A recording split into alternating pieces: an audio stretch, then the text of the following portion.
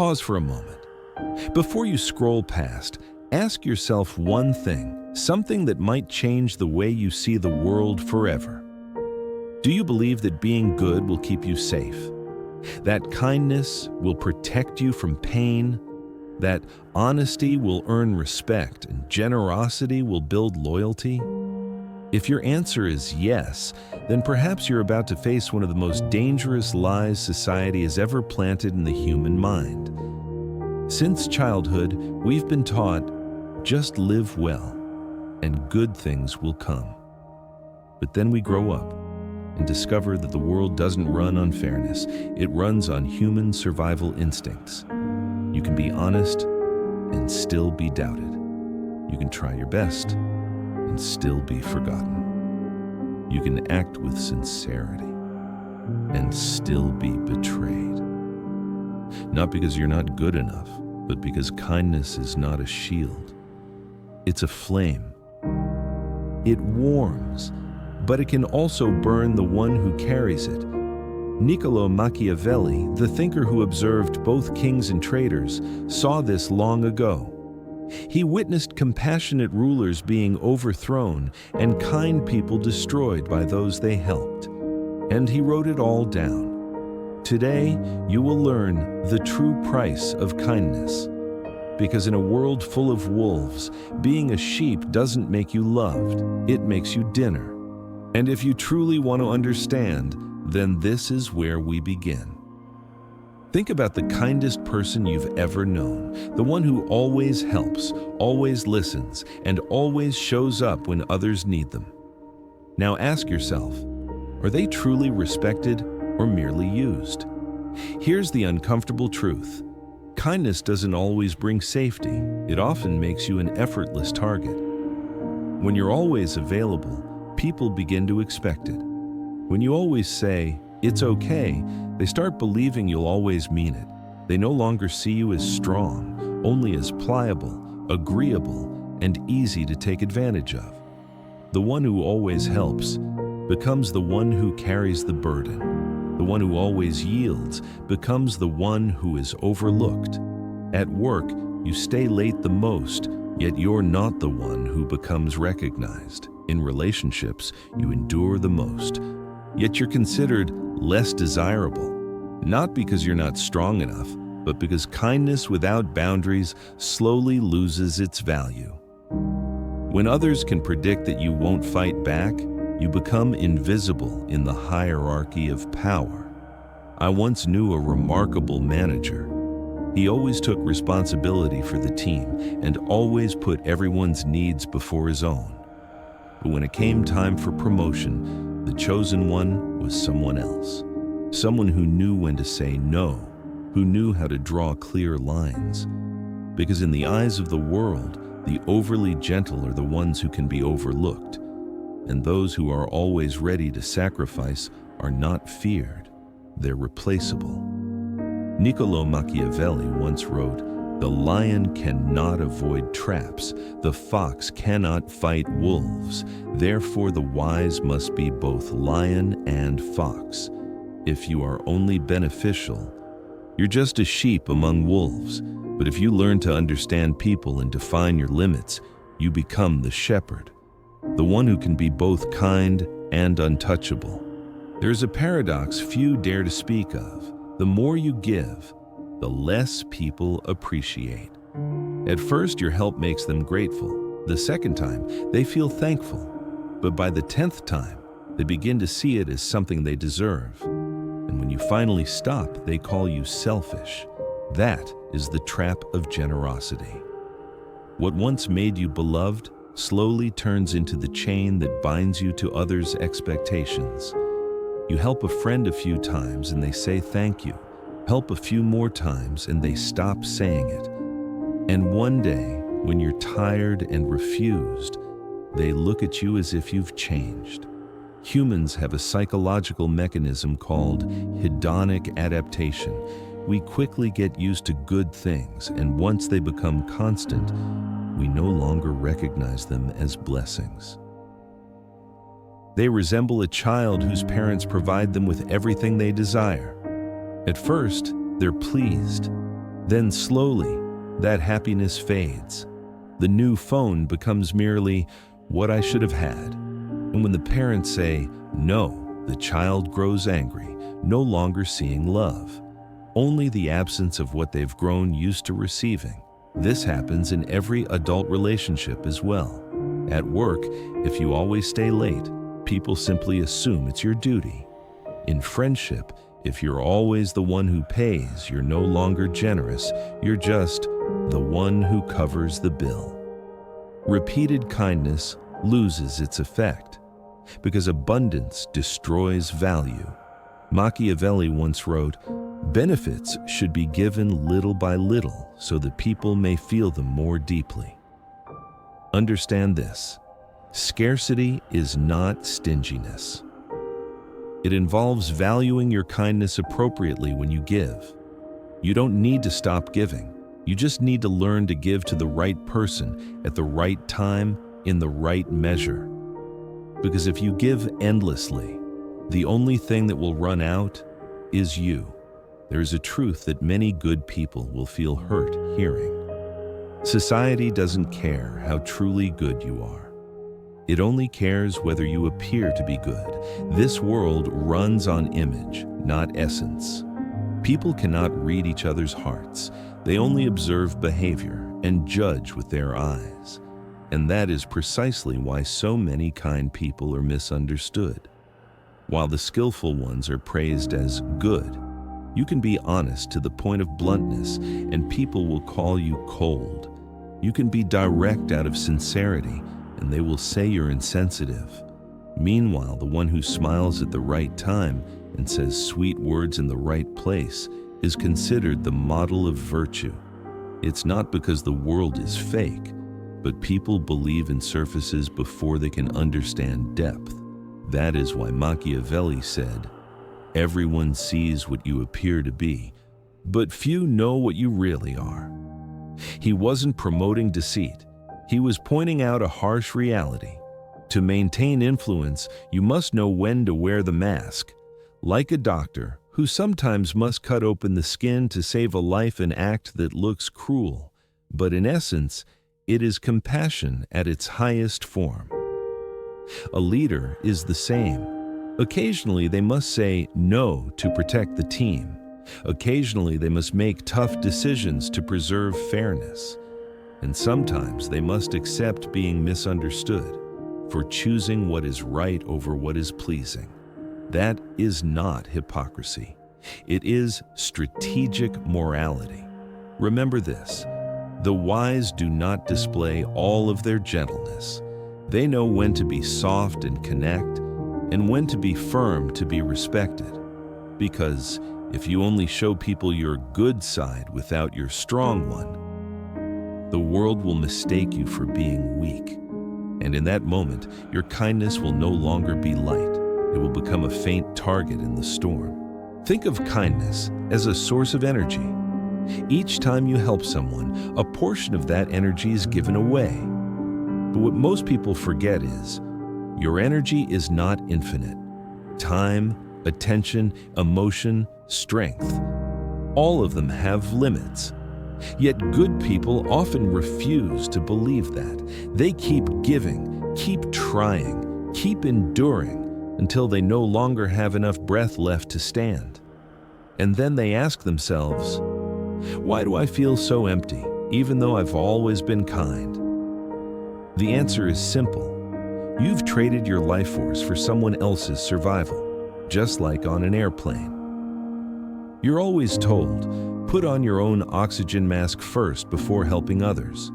Not because it's selfish, but because if you can't breathe, you can't save anyone. Life works the same way. If you are drained of energy, you cannot truly help anyone. You only become someone drowning in your own kindness. I once knew a person like that. He was the kind of man who never said no. Always working overtime, always taking on the hardest tasks, always saying it's okay. But little by little, he began to wither. His projects fell behind, his sleep became restless, and his joy disappeared. He started to feel anger, to feel used, and worse, to feel guilty for daring to say no.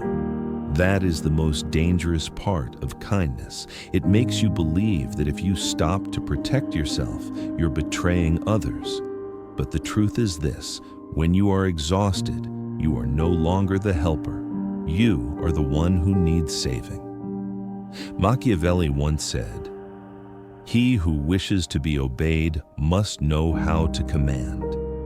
That doesn't just speak of external power, but of inner power, the ability to command yourself, to know when to stop, when to refuse, and when to preserve your energy for renewal. You cannot lead others if you can't lead yourself. You cannot keep giving if you don't know how to refill yourself. Kindness without boundaries is not greatness. It is a form of self-destruction. So occasionally, the word no is the kindest act you can do, for others and for yourself. I'm not saying you should become cold, nor am I saying you should abandon your compassion. What I want you to understand is this: kindness only holds true power when it is used strategically. Imagine this: a sword, if left still on the rack, will rust, but in the hands of a warrior who knows when to wield it, it can protect an entire kingdom. Kindness works the same way. When you act blindly, it weakens you. But when you act with discernment and intention, it becomes a force that commands respect. Try changing the way you act. Instead of helping everyone a little, help the right people deeply. Instead of saying yes to every request, say a powerful yes only to what aligns with your values and goals. Instead of always trying to be agreeable, dare to speak the necessary truth, even if it makes others uncomfortable. That is not cruelty. It is precision in kindness. Because if you want your kindness to create real impact, it must be directed, not scattered.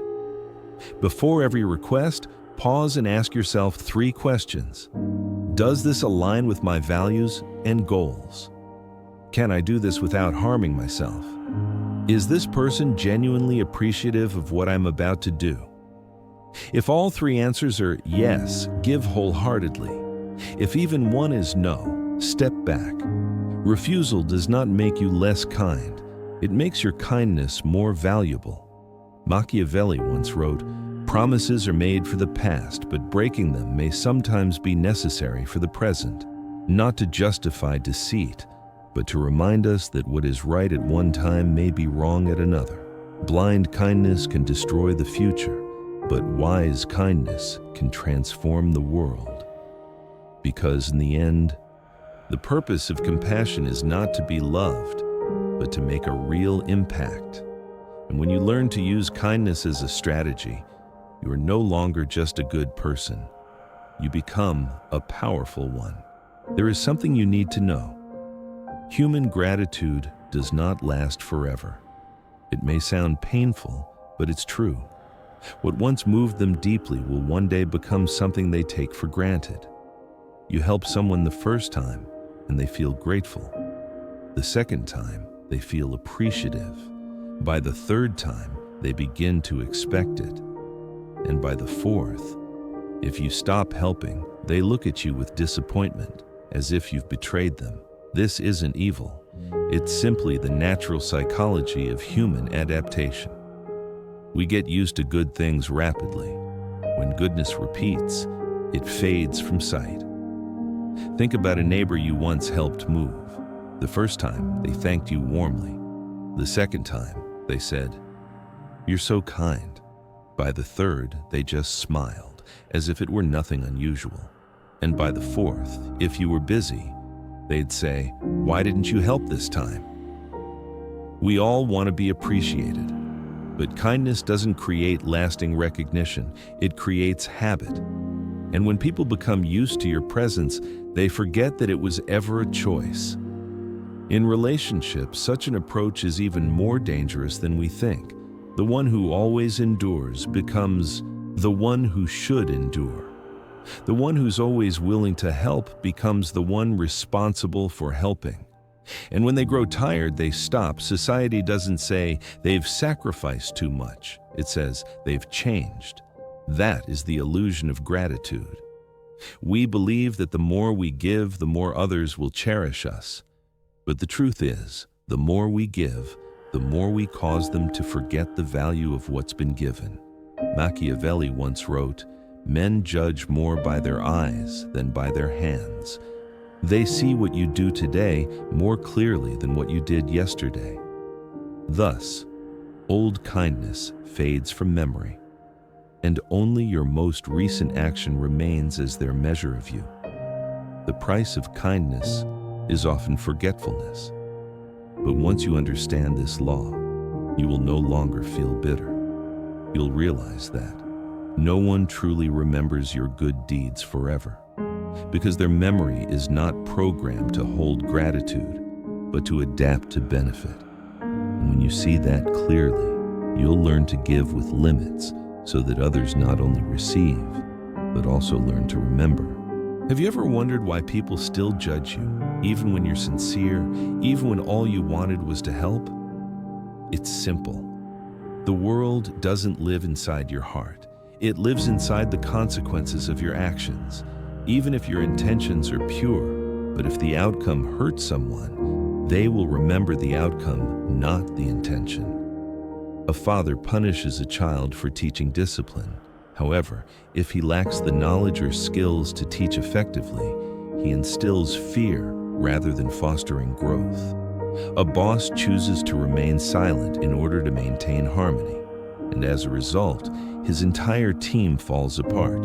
A lover hides the truth for spare pain, and that lie ends up hurting far more. Every tragedy begins with good intentions, but life does not reward you for thinking right. It only responds to what you produce. This is where the line between good and effective is drawn.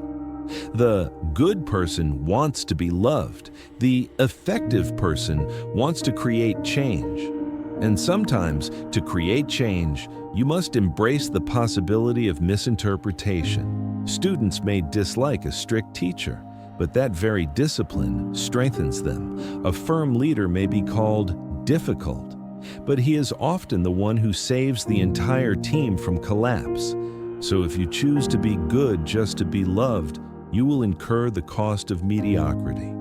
But if you choose to be good to make an impact, you will incur the cost of isolation, at least for a while. Machiavelli once said, "The goal justifies the methods." This doesn't mean doing evil to achieve good. It means that beneficial intentions have no value if they fail to create beneficial results. Because people cannot see inside your heart. They only see your actions and live within the consequences you leave behind. So don't just ask, "Do they understand me?" Ask, "Does what I do truly help them grow, or does it only make them feel temporarily comfortable?" Good people make others feel at ease. Wise people make others evolve, and occasionally that evolution must pass through discomfort. The world doesn't need more people who merely mean well. It needs people who dare to do well. History does not remember those with noble intentions. It remembers those who left a real legacy. There is a truth many good people would rather not face. You cannot create something good if you don't survive long enough to make it. Kindness is light, but light cannot illuminate the world if the lamp itself is blown out too soon. Look back at history. Do you remember the names of those who were merely gentle? Probably not. But you remember clearly the ones who dared to create change, even when they weren't pleasant, weren't soft, and weren't loved by everyone. Steve Jobs wasn't famous for being kind. He was famous for creating a legacy that changed how billions live. Martin Luther King wasn't loved by all, but he dared to face the entire world to speak the truth. That tells us one thing. Legacy is not built from fragile kindness. It is built from kindness that can endure. To give, you must remain. To lift others, you must stand firm. To protect your values, you must know when to be strong. Some people believe that becoming strong means losing kindness, But Machiavelli said the opposite. If you cannot be both loved and feared, then it is better to be feared, for respect lasts longer than affection. That statement does not encourage cruelty. It reminds us that respect is the true foundation of influence. Affection can change, but respect makes people listen, even when they don't like you. So let your kindness have teeth. Let your gentleness stand beside your strength. Don't just be a good person. Be a good person who can survive. Because in a world full of wolves, a sheep never leaves a legacy. Only the shepherd does. And to become the shepherd, you must understand one simple truth, yet rarely live it. Protecting yourself is not selfish. It is the first act of compassion, because only when you are strong can you protect what truly deserves to be preserved. And now, as we reach the end of this journey, ask yourself a simple question. Is your kindness protecting you or hurting you? You've seen it. Blind kindness makes us weak. It drains us, gets us used, and gets us forgotten. It turns the giver into the taken. It transforms the radiance of goodness into a delicate flame, susceptible to the whims of life. But when kindness is combined with wisdom, it is no longer naivety. It becomes power. The power to say no when necessary. The power to choose the right people, the right moments, and the right way. The power to keep a compassionate heart, but place it within the armor of awareness. Because true strength does not lie in your ability to harm, but in the fact that no one can make you lose your essence.